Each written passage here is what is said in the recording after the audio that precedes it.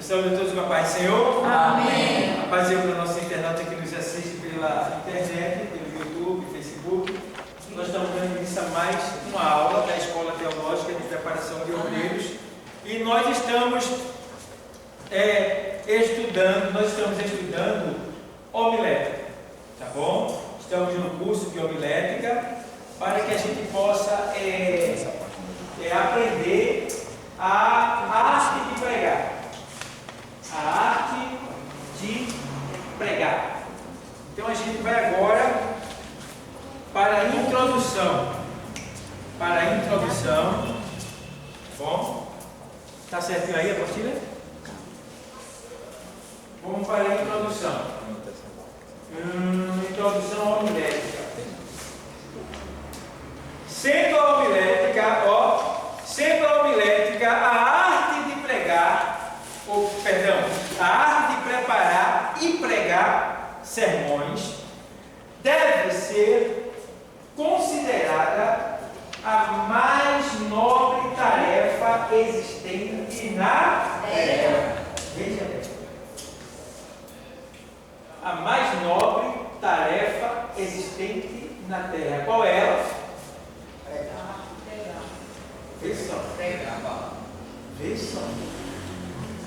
Não é à toa que Jesus veio de lá dos céus para fazer o que aqui? Pregar o amor de Deus. Veja bem. Veio para cá para pregar o amor de Deus. Veja. E quando ele foi, ele nos entregou esta tarefa.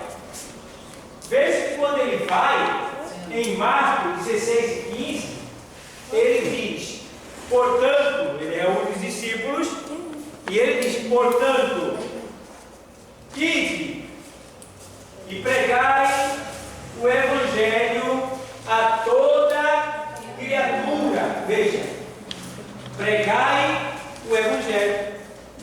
Veja, a responsabilidade, o privilégio, a oportunidade e a graça que o Senhor tem nos dado de exercer esse desígnio, né? Esta função, esta ordenança. Então veja como é maravilhoso para nós ter esse privilégio, pessoal. Pessoas mortais, pecadores, agora remidos, mas que antes estávamos perdidos, escravizados, e hoje somos libertos, livres, e podemos, com esse privilégio, anunciar a palavra de Deus. Então vamos lá. A arte, ou seja, sendo a homilética a arte de pregar e preparar sermões, deve ser considerada a mais nobre tarefa existente na terra. Spurgeon, um dos maiores pregadores do século XIX, disse: se você foi chamado para ser o quê? Pregador. Para ser o quê? Pregador. Do quê? Do Evangelho. Não se rebaixe para ser o quê? Rei da Inglaterra. Vê bem. Diz aí. Se você foi chamado para ser um pregador, não se rebaixe para ser o quê? Rei da Inglaterra. Meu Deus. Até porque a gente entende que a Inglaterra já foi o berço da teologia no passado. Hoje está até difícil pregar lá. Pode nem se pregar em praça pública. Mas a Inglaterra já foi o berço da teologia.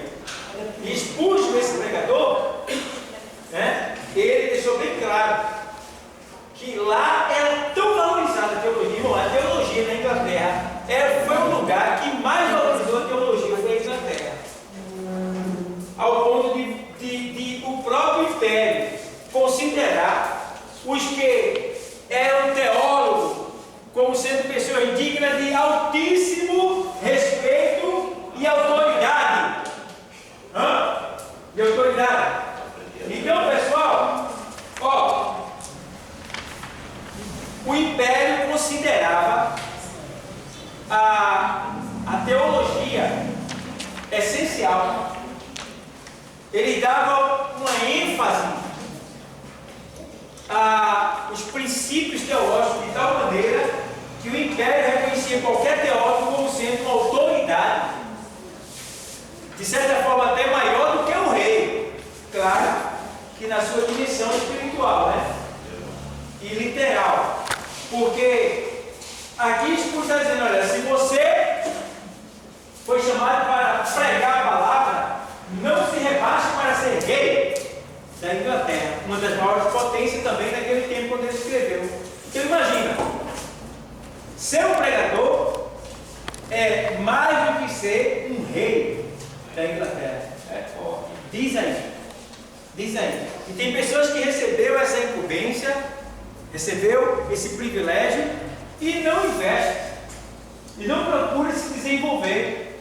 Então, graças a Deus pela vida de vocês, que vocês estão procurando desenvolver, estão procurando crescer, e estão crescendo, e vão crescer mais e mais, porque quanto mais a gente busca o Senhor, mais ele vai me dando. E a palavra de Deus diz, olha, chegai-vos a Deus, e Ele se chegará a vós.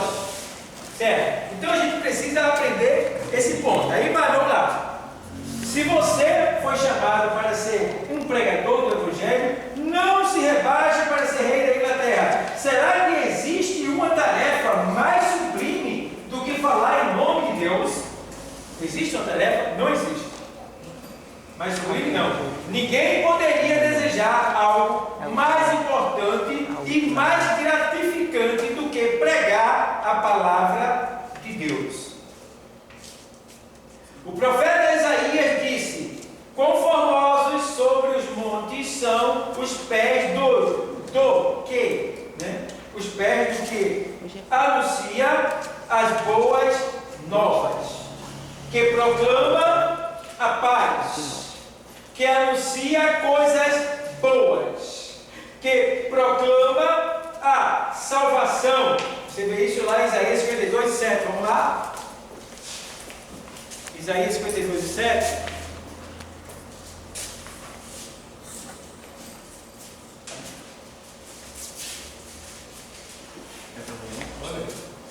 Conformosos são sobre os montes os pés do que anunciam as boas novas, que faz ouvir a paz do que anuncia o bem, que faz ouvir a salvação do que diz a Sião: o teu Deus reina. Lê de novo. Conformosos são os... Conformosos são sobre os montes os pés do que anuncia as boas novas, que faz ouvir a paz do que anuncia o bem, que faz ouvir a salvação do que diz a Sião: o teu Deus reina. Certo? Olha aí. Então, o profeta Isaías sendo usado por Deus para deixar bem claro que quão suaves, aqui na minha tradução, são sobre os montes os pés do que anuncia as boas novas, que faz ouvir a paz, que anuncia o bem, que faz ouvir a salvação, que diz a Sião: o teu Deus reina. Veja, um texto que não tem nada negativo nele, só tem coisa positiva nesse texto. Observe o texto. Quão suaves, coisa boa, são sobre os montes os pés do que anuncia as boas novas, que faz ouvir o quê? Que anuncia o bem, que faz ouvir o quê? Que diz a Sião: o teu Deus reina. São palavras de esperança, de exortação, né? A gente precisa ter essas palavras para levar para as pessoas.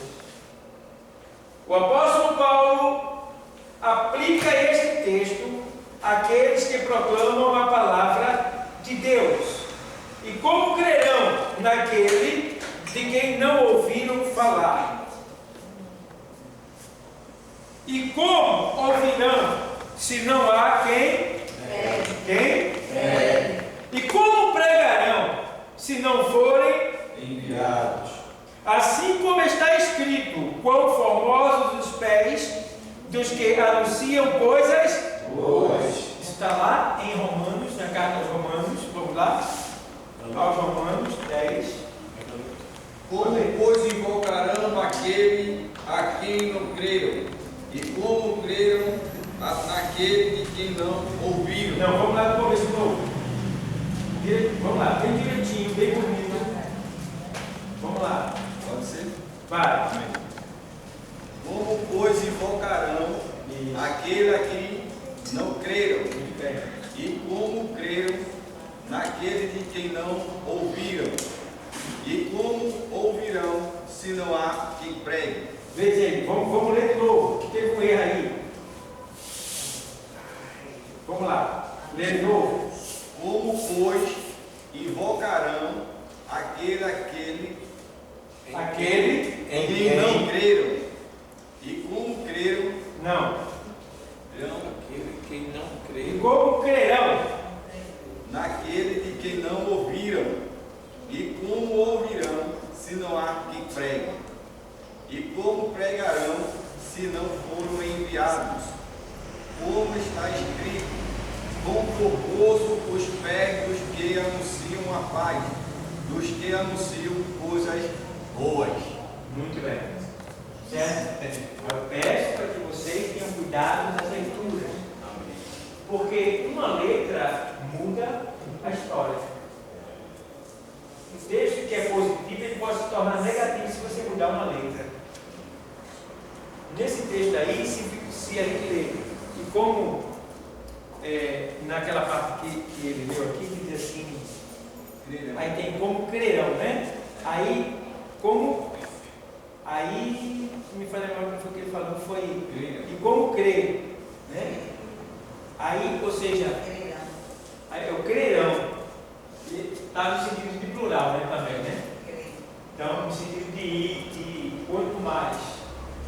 Então, temos que ter muito cuidado. Esse crer, ele dá como crer, que é só eu que tenho que crer. Isso, Crerão isso. vai ser o passado, Muito todos bem. vão crer. Muito bem. Crerão levando para o futuro, né? Isso, futuro. Certo? Então, uma pronúncia, uma letra mal colocada, ela pode mudar o texto, no caso, pode mudar o contexto do texto. E aí, claro, você vai interpretar certo, porque assim, às vezes acontece. Você lê errado e interpretar certo, e aplicar certo. Mas temos que ter esse cuidado, porque pode ser que alguém leia errado e explique errado. Digamos, se eu ler crer e crerão, como é que eu vou explicar? Eu me lembro de um erro que eu dei lá no seminário, eu li Tiago 1 e 12, o texto lá diz assim, cada um é atraído quando, né? Cada um é atraído quando é engodado e seduzido pela sua própria concupiscência. Cada um, oi? O quê? Tiago 1 e 12 nesse texto não. Tiago 1 e 12 é no feliz é 13, o homem que preserva. O 13. É porque eu estou lendo na sequência, né? O 12 é Deus não tenta ninguém. Aí no Quando 13, alguém for tentado, jamais deverá dizer: estou sendo tentado por Deus. o 13 é esse, né? Isso. Aí o 14. Cada um, porém, é tentado pela própria cobiça, sendo por esta arrastado e seduzido. Pronto. Na linguagem de Almeida. Usa a linguagem de Almeida. E deixa essa linguagem à parte para a gente combinar, para a gente parafrasear. É pelo 13. 14. Mas cada um é tentado quando atraído e engodado pela sua própria concupiscência. Pronto. Cada um é tentado e atraído quando é engodado pela sua própria concupiscência. Na época que eu estava estudando no seminário, eu fui fazer um sermão sobre isso daí, e irmão, eu dei uma mancada numa letra. Foi do engodado. O que é engodado? Engodado é seduzido. Cada um é engodado quando, né? Aí, no caso, de certa forma, aí eu falei engordado. E agora? Que é sem R, hein? E o pior, eu preguei da maneira que eu li. Expliquei uma pregação que o professor disse, rapaz, foi muito bom você. Você sabe arranjar, você sabe fazer o negócio. Agora lê direito depois. Aí a turma, e o pior que meus alunos, irmãos, com você, né? Assim, os irmãos estão assim, você fazendo sinal para mim, daí eu pulando, né? O que essa turma está falando, né? Porque eu interpretei ponto por ponto. E quando chegou em engordar, eu falei engordar. Expliquei o que é engordar na tentação, né? Expliquei, dei a explicação para ele. Eu não fiquei para baixo, não. Só que não era engordar, era engodar. E aí? Então, é aquela questão. A gente tem que ter esse cuidado, porque a gente pode estar pregando para uma tribuna de advogados, juízes, doutores, pessoas que sejam letradas, que tenham conhecimento literal, pessoas eloquentes. Porque a gente não pode ficar nessa de trocar o A pelo B, o B pelo C. Não, entendeu? Tem que saber, pelo menos, ler bonito, fazer bonito a história, certo? Então, como isso, pastor? Lê em casa 10 vezes o mesmo texto. Lê lá. Pega a Bíblia online, né? É online o nome, né? Porque você vai lá na Bíblia, tem a Bíblia lida, né? Os textos, tem a Bíblia que é falada, não é isso? É online. Aí você pega uma Bíblia online, baixa ela, aí você lê. Quando você tem dificuldade no texto, você vai lá naquele texto e vê a mulher falar, e você aprende a falar. Porque tem texto que enrola a língua. Tem gente que vai falar com a concupiscência, parece que foi batizado com o Espírito Santo. Aí ele dá o coco, aí fica parecendo um concreto, né? Então, temos que saber lidar com essa questão. Aí, vê bem, e como pregador se não forem enviados, assim como está escrito, conformosos, aí vai, conformosos os pés que anunciam coisas boas. Aí vem, um sermão não é o quê? Um discurso qualquer, mas, perdão, nas mãos de Deus. O sermão não é um discurso qualquer nas mãos de Deus. Veja, nas mãos de Deus. E com a unção do Espírito Santo,